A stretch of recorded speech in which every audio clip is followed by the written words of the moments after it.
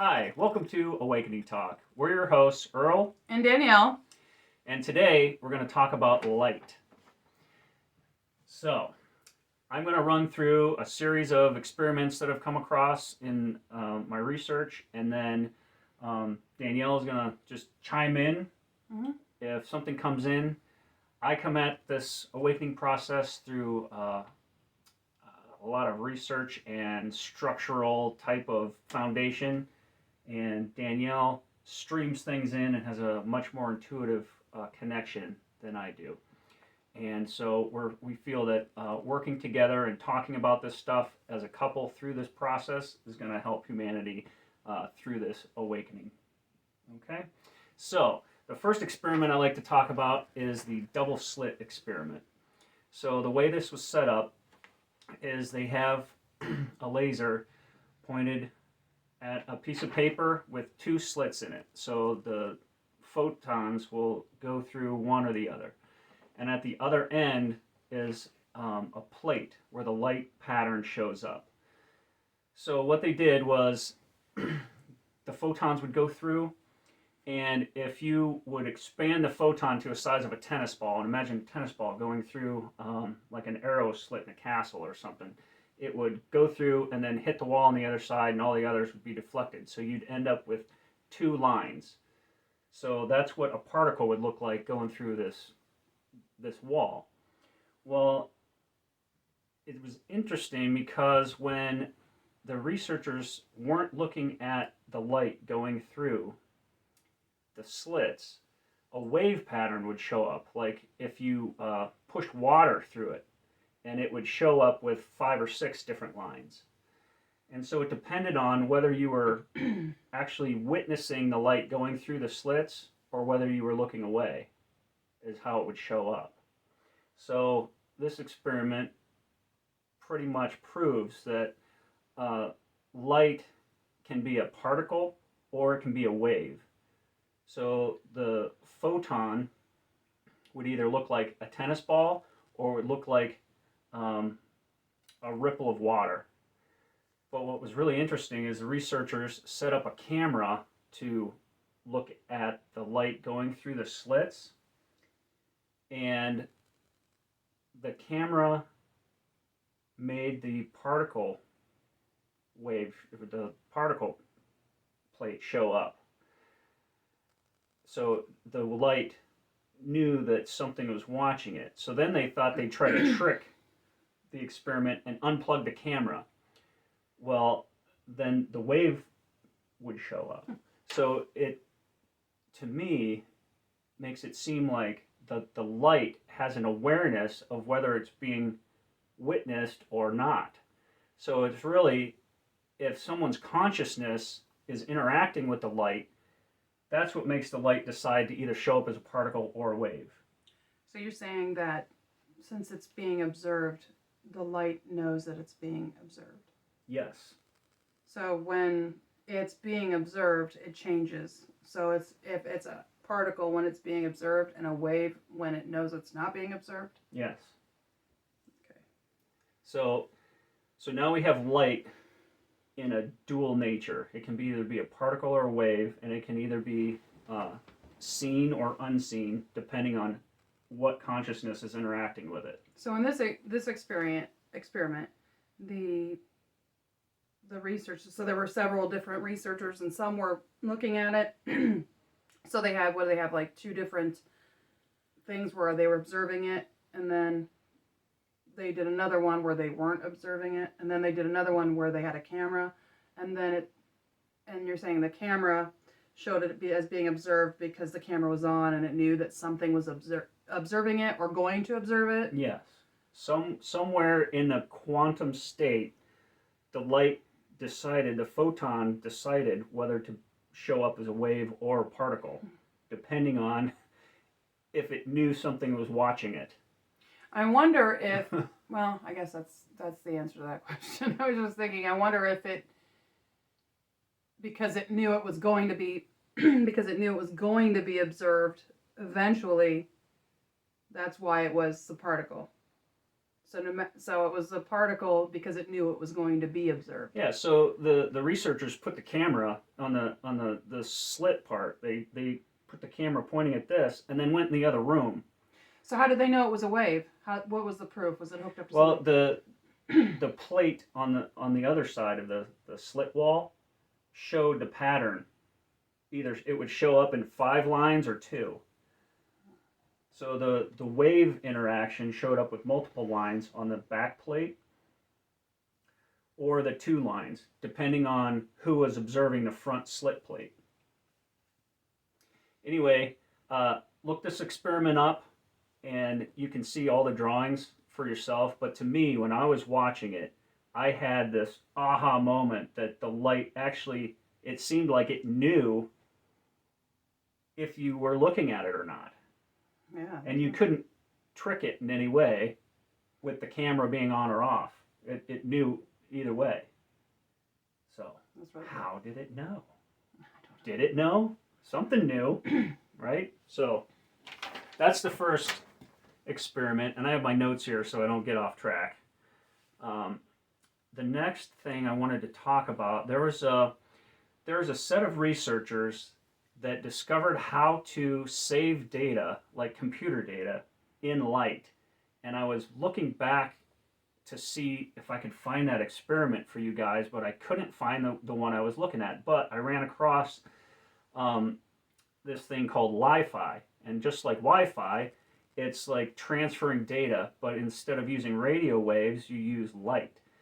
So this is kind of going to make the point that I wanted to make, was that light can be transferred as information, or rather information can be transferred in light.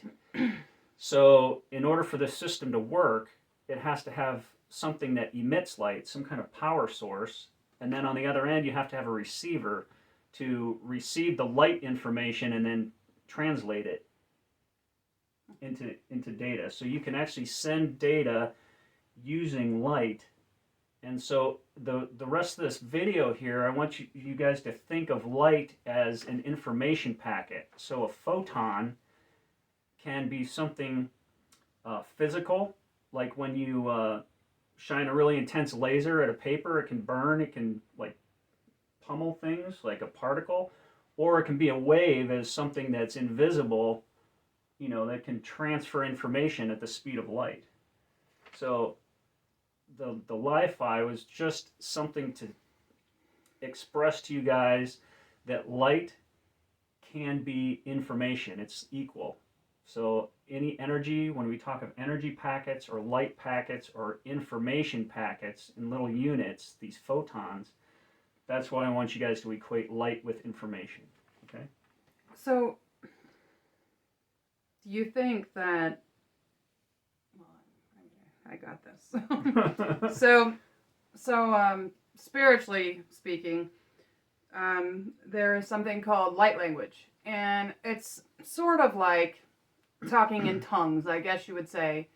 And light language comes in, and it comes in with like codes, and it comes into you, and it comes from, well, it kind of comes in from within, but the only way I can explain it is that I feel this like pressure up here, almost just a little bit, but it's more like it's not hard or anything like that, but it's like a tingling kind of feeling, and I feel that a lot, like especially when I go outside and I'm standing in the sun.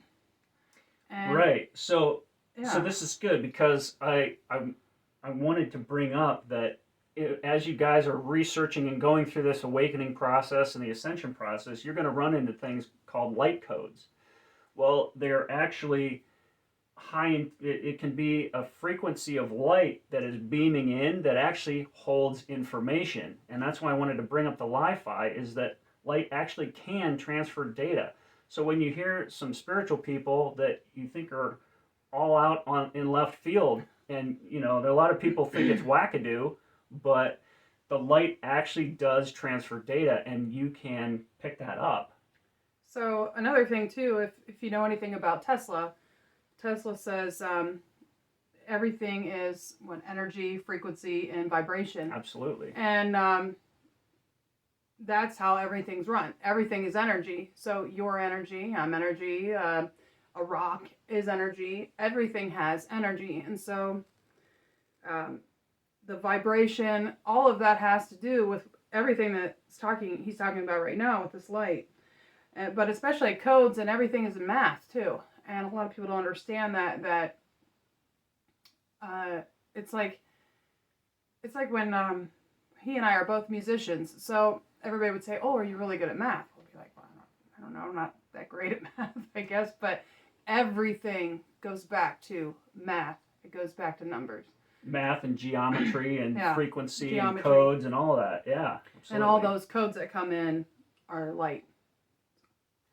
Okay, so the next person I want to introduce to you is Bruce Lipton, and he was a cellular biologist in the 60s, and he dealt a lot with like the stem cells, and he split them up he'd take the same cells, split them up into 3 different petri dishes in 3 different chemical cocktails, and the environment of the cells would determine what those cells would turn into, whether a liver cell, a heart cell, a brain cell.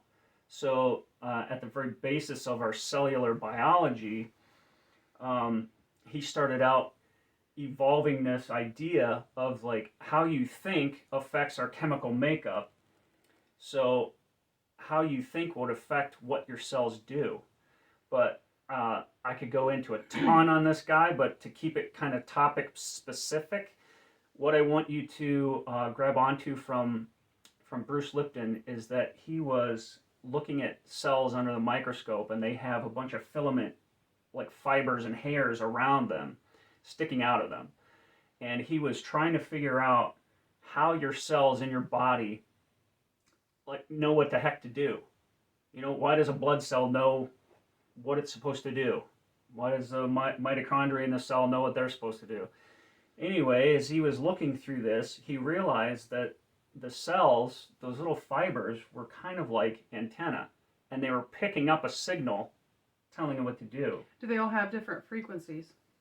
Yeah, so every atom is formed through a different frequency, per se. So the cell is made up and can probably pick up into a different frequency to know, what it can do from a signal that you send it, that your body sends it.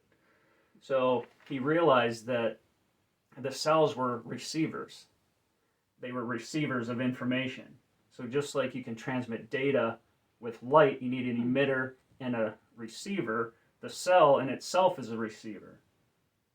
So I want to couple this with Gregg Braden, and he has a show, Missing Links, on the Gaia channel.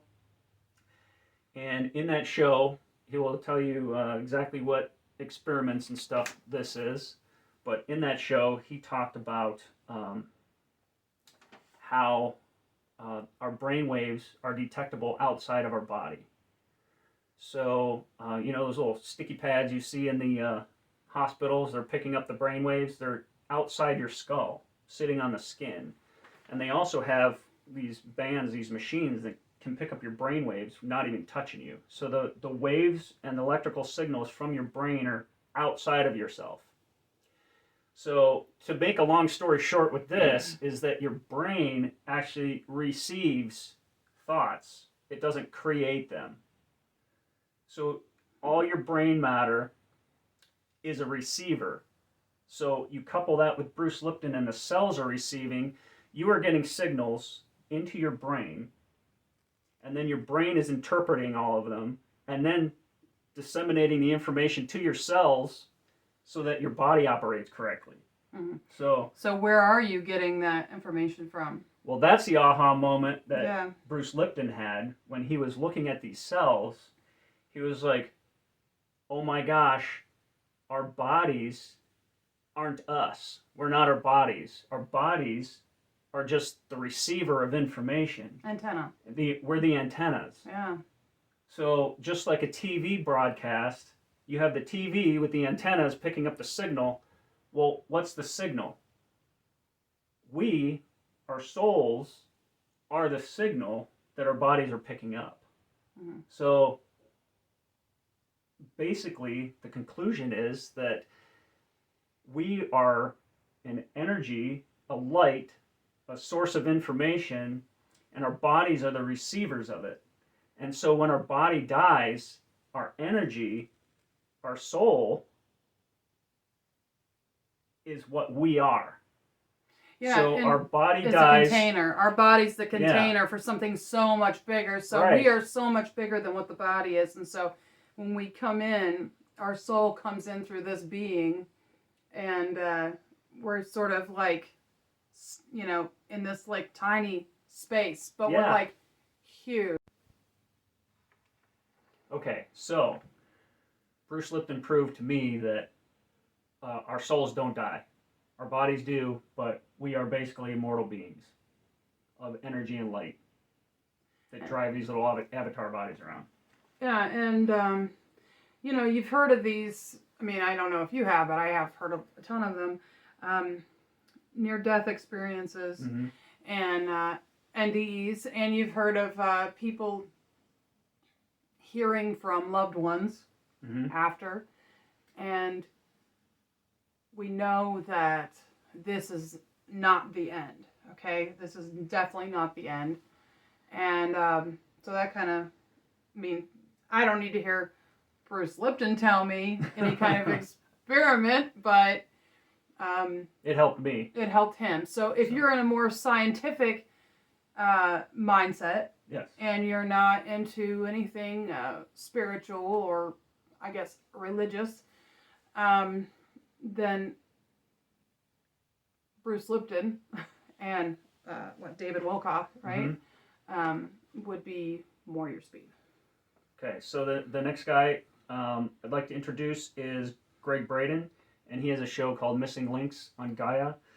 And the big thing pertaining to this discussion that I'd like to introduce is the experiment where they had detectors around the heads, and they found that brain waves are outside of the body. It doesn't just hold inside your skull.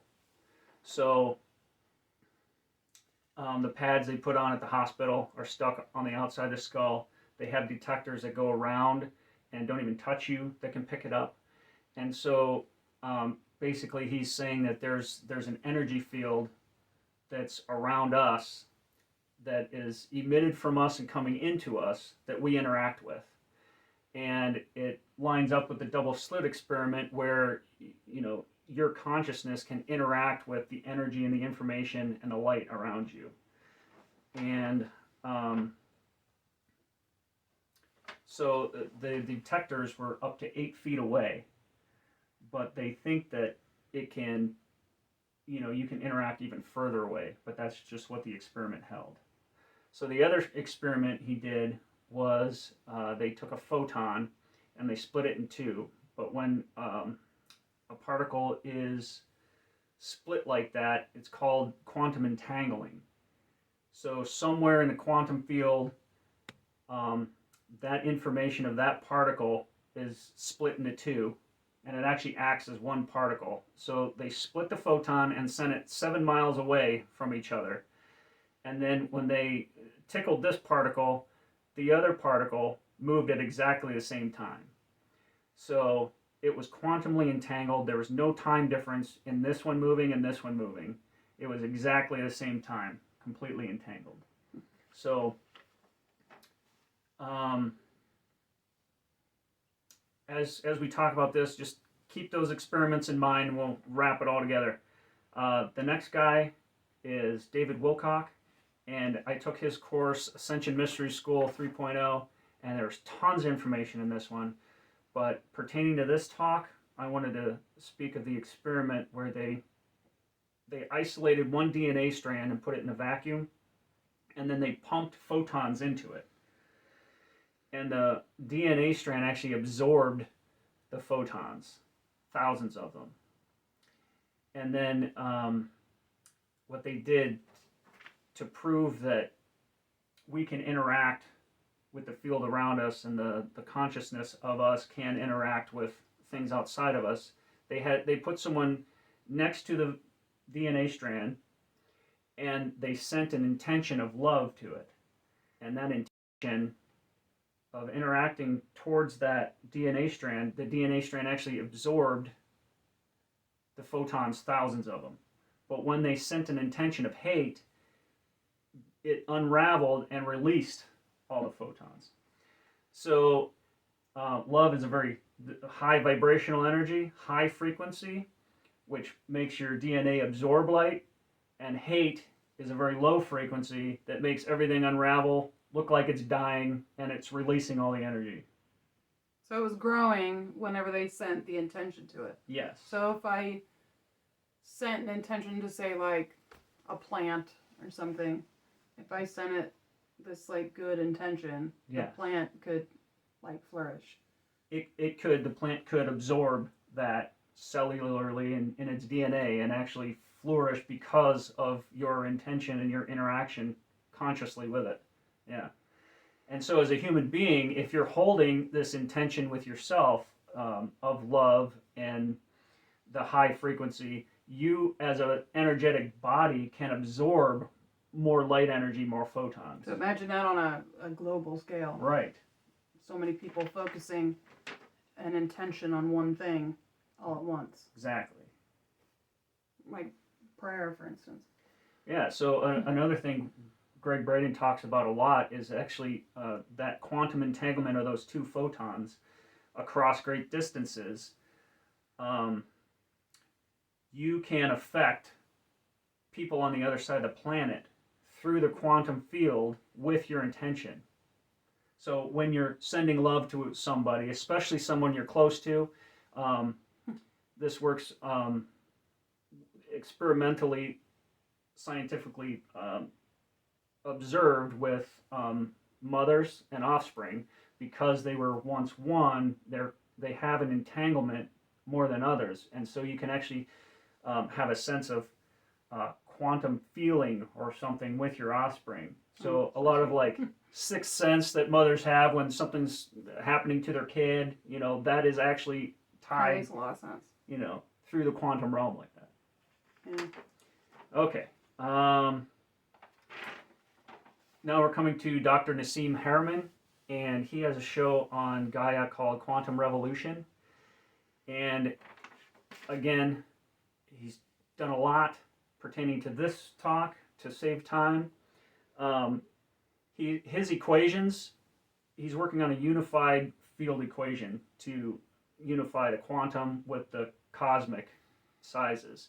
But he's proved through these equations that the strong force of the atom is the same as the gravity of a black hole. So the force holding the atom together, all the particles in the atom, is if you expand that out to the size of a black hole, it's exactly the same. It's equal. And it's the gravity force that we know of as just something pulling down from up to down. The gravity of the black hole is the exact same as the strong force of the atom. So as we talk about the black hole, if you have a photon spinning around the edge of a black hole and it passes through the event horizon, which is the point at which light can't escape, particles can't escape, information can't escape, it actually splits in two, just like the experiment Gregg Braden was talking about. And Stephen Hawking talked about it as Hawking radiation. Something in the black hole, it spits out radiation. So when we say we can't see into a black hole, something comes out of it, and that's the radiation. So this particle, this photon information packet, splits in two, is quantumly entangled, and then goes in opposite directions in the universe. And so somewhere this photon comes up through the black hole wormhole and pops out somewhere in the universe, and the other one gets jetted out in another part of the universe, but they're quantumly entangled with the same information. So if we find the information in this one, we know what's going on over here too. At the same time. So if you can imagine this happening, at the atomic level with an atom and at the cosmic level with a black hole, our information, our photons, are constantly being entangled and spit out, and entangled and spit out, and entangled and spit out. And if you come back to the moment of creation, where we have the singularity, we have one photon that is split and fractalized into this geometric fractalized universe. All the information of the entire universe is quantumly entangled into each and every photon of existence. Now, what's really cool about that is that if you think of light as information, and our body absorbs photons, which are quantumly entangled to every other photon in the universe, and photons are information packets, the information of the entire universe is within the very DNA of our bodies. And so if you think about all these, like Buddha and the yogis talk about the answer is within yourself, it actually is within yourself. And so with our consciousness, we can interact with that information. But what we have to do is learn how to receive it. How to go within. And get it interpreted through our receiving instruments, right? So part of this awakening process is learning how to interact as a receiver of information with the information that's already inside of us. Yeah. What? Mind blown. Okay. It's really going within then, yeah. So, this is all about light. I've talked a lot about the experiments and the scientific side. I'd like you, Danielle, to talk about this amazing spiritual experience that will just blow the lid off this thing. So, I was having, to give you a little background, it'll be 6 years in July since my brother passed away. And I was having a really bad day, like super bad. It was 3 weeks after he passed, and I was feeling really crappy, really sorry for myself, and I was really ticked off, and I was in the living room, and I'll never forget, I will never forget this. I was kind of like yelling, flipping out. My kids weren't at home. And I was yelling at God. And I've always believed in God. Let me just start with that. I've always believed in God. I've believed in Jesus, all of that. I'm not much of a churchgoer, but I have gone to church before. But I wasn't going at the time, and I'm not going now. So that turns you off. You should still listen.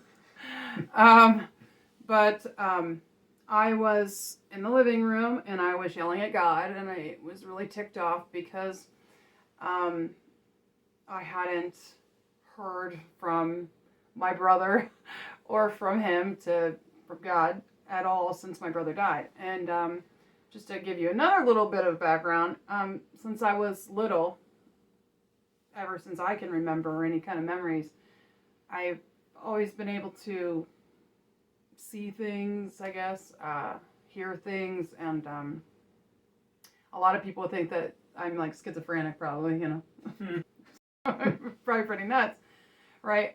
But it's nothing like that. But I really do believe that the other side can contact you if, both parties, I suppose, aren't afraid or whatever. Mm-hmm. But anyway, I had talked to my brother about this like a long time ago, okay? Because he had had a heart attack a couple years prior to him actually passing away, and he told me he saw some things. And of course, I was extremely interested. I asked him. Everybody else was kind of tiptoeing around it because they didn't want to say anything to upset anybody, but not me. I didn't care. He's my brother. I figured he'd get over it. So I asked him a couple things, which I'll get into later, but maybe a different episode. But so we had this understanding, basically, that I knew things and that he knew some things. And so I was very angry, It was 3 weeks after he passed away. I hadn't heard anything. Nothing happened remotely exciting, you know, and I was upset. And I started yelling at God, and I started yelling at my brother, and I'm telling God to F off. And I told my brother to F off. And I was crying, and I was a hot mess. And I went upstairs to our bedroom, and I said, I'm taking a nap, and I was just talking to myself, basically. I was talking to God. And I laid down in bed, and I had my cell phone, and I set my alarm on my cell phone. I said, I'm taking a nap. I'm sleeping for an hour. And I said this out loud, saying just like I said it, except for I was a lot more angry. And then I laid down. Next thing I know, my alarm goes off, and I'm ticked, you know, and I start yelling again. Like, the anger was so built up inside of me that it's like I was like, I don't know, like a volcano or something. I just like all over the place. And I said, I'm setting my alarm for another hour. So I set my alarm for an hour, and I hit the button, and I put my head down on the pillow. And the next thing I know, every time, I feel him. I feel God. I feel it all. Every time, as soon as I said, I'm taking another nap, I hear my brother's voice. And he said, Danielle, hey, Danielle, if I'm still here when you wake up, is it going to freak you out? Or not when you wake up, if I'm still here when you turn around, is it going to freak you out? And I said, no. And he said, turn around. Oh my God. So I turn around, and he is standing at the foot of my bed. I was not dreaming. I was not asleep. I was fully functional and awake. My alarm was set 1 hour from the time I hit the button, 1 minute, if that, before I heard his voice. And he's standing there. And, you know, I'm sure my eyes were widened, you know, and I said, oh my God. And that's what I said to him. I said, oh my God. I was like, can I hug you? And he said, yeah. So I walk over to him, and I put my arms around him, and I felt him. And everybody's like, oh, no, you couldn't have felt him. You were dreaming. I was not dreaming. I'm telling you right now, I was not dreaming. I felt him. I hugged him. I told him I loved him, and he told me he loved me back. And I asked him if I could talk to him. He said yes. And he sat down. Sat down at the edge of my bed, and I talked to him. And I asked him, you know, a couple questions. I asked him if he was ready, and he said no, but it was my time. I asked him other questions. I had heard some things at home, some things that happened that were kind of weird previously, and he said, you know, that was me, basically. And then I said, I looked right at him and I said, is Jesus real? And he had this look on his face. I cannot explain how beautiful he was, and I never thought he was like beautiful, you know, he's my brother, you know, I mean, he's a good looking guy, but he wasn't beautiful. But he just lit up, and his face was so bright, and he was like beautiful. And I said, and he said, yes. I said, what's he look like? And he looked at me, and he laughed, and he said, Danielle, he's just a man, you know. And I was like, just a man? This is Jesus, you know, like, what are you talking about? And I was kind of, I'll be honest with you, I was kind of miffed at his answer, to be honest with you. And then I said, well, and there was a couple other things happened. I will tell you this too, because later on, if you go back to this video, I'm like, oh, she didn't tell me this, but I'm going to tell you right now. Mm-hmm. There was a woman sitting beside him, and she like just popped up out of nowhere, and she had blonde hair, and it was like in a ponytail, like back. And it was like back like that. And she was sitting just sort of like, you know, and she just sat there. But I didn't care who she was. And I know that sounds kind of weird, but I just didn't even ask about her. I really just didn't even care why she was there. I didn't, you know, I hadn't seen my brother. I wasn't worried about this woman. I didn't have a clue who she was. And I find out later who she was, though. But I said, is God real? And his face, he looked at the woman, and his face, like, beamed. And her face beamed. I mean, they were so happy, and they looked like so in love, you could say that. Like, the way it wasn't like a romantic love, obviously, but it was this, like... Thinking about God. You were so... Yeah. You just loved him so much that you could just... It just, like, pouring out of him, and he said yes, and he had this goofy smile. And she did too, and they were both looking at me, and it's like, it was the goofiest thing I've ever seen, but it was beautiful. And I said, wow. And I said, what's he look like? And he looked right at me, and he grinned, and he said, I don't know this. He said, he is light. So. Light, our creator, our God, the energy that envelops this entire universe is light. And we have all the information of light within us. God, our creator, is within us. And we can interact with this energy of creation with our consciousness. That's it. And so a few weeks or so after, you know, this amazing conversation, there was a few other things which I could talk to you about later on another video. I was in the living room, and I started,